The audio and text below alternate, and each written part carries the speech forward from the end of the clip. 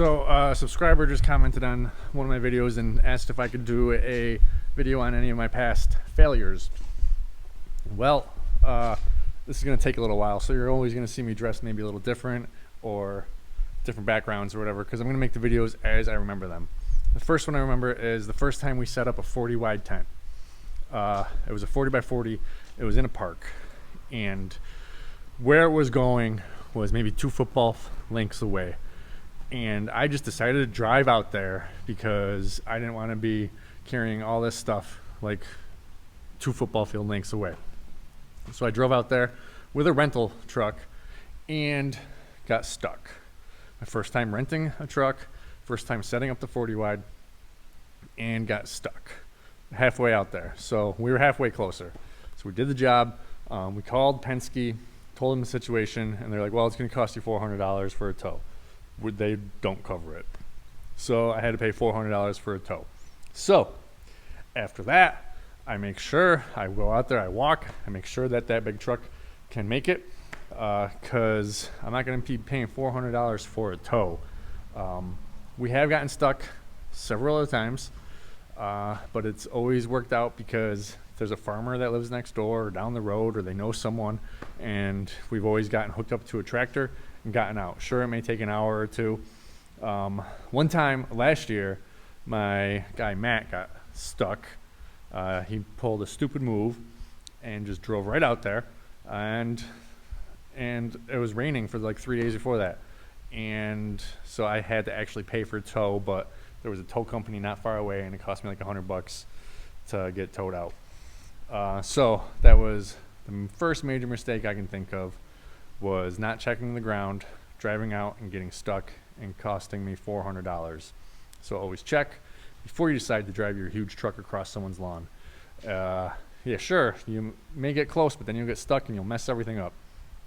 Same mistake on that order was, it was at a park, and parks require same-day setup, same-day takedown.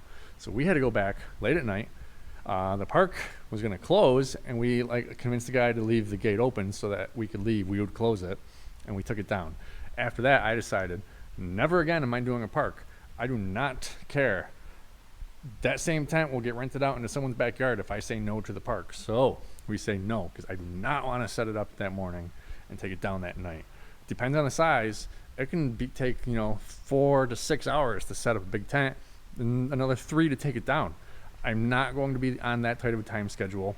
Maybe go, postpone the wedding for an hour or two because we're not done. And then at night have to go back and everything's set up. There's garbage everywhere.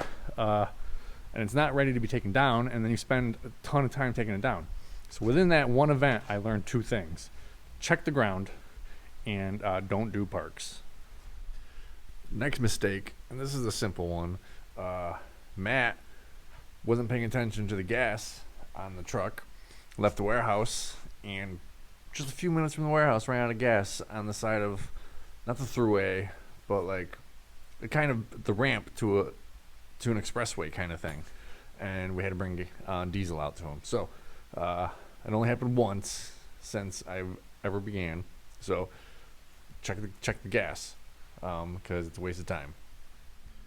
Third mistake, we went and started taking down a tent on Sunday when the wedding was on Sunday. This happened because my computer program, we take things out from Friday through Saturday because Friday through Monday because I don't double book. I don't want to tear down something Sunday to put it back up. I have enough equipment where I don't have to rush and do crazy things like that anymore. So we were unclear of the actual day of the party, and this has happened a few times, more so in the past. So we fixed that with redundancies. So on our rental program, it has the date of the event, but then the office guy or myself puts it in the customer notes, and then the delivery guy just double checks to make sure and puts it there. So we have it there, and there. So yeah, you don't want to go pick up a party and then have to come back and do it. So the major one was the wedding. It was about halfway taken down, and then they had to help them put all the decorations back up and stuff. Another one was last year. I was at a business. I was very unclear of the day. I don't recall why, but I sent them to go take it down.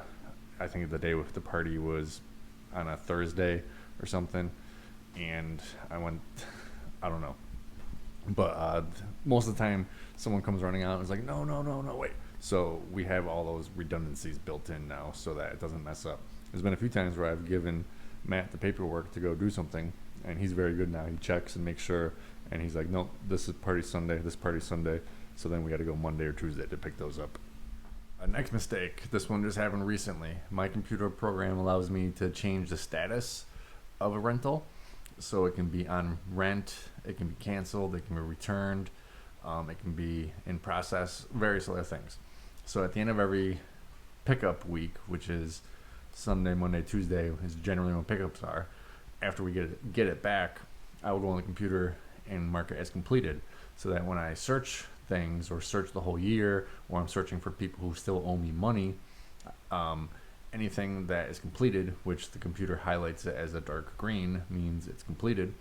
I don't have to like do anything with it. It means they paid, it's been returned, all items were there, whatever. So I typed in the invoice number wrong one time. Let's say it was 3368. I typed in 3386. Marked it as completed, but it was a future event. So when I was doing my delivery schedules, my computer program doesn't show completed events when I'm searching to do my delivery schedules unless I click a box to show completed. So let's say there was 20 orders that week. It showed me all the 20 orders that were, marked as scheduled. So I did all those, and then on Thursday, someone called and said, when are you doing our delivery? And the office guy went in and saw that I completed it, and so it never showed up. So that only happened once. That was like a few weeks ago. So now when I do my delivery schedules, I make sure to click that box to show me completed, just in case I typed something in with dyslexia. I don't have dyslexia. It was just a quick mistake. Or if the office guy did, so that I don't accidentally not put them on the schedule for delivery. Next mistake was buying a Sailcloth tent. I misjudged the market, so people didn't want to rent it. It costs way more to buy, so therefore it needs to be rented out for more. I had a 32 by 60 sailcloth tent. It went out for $1,200. My regular 30 by 60 goes out for $600.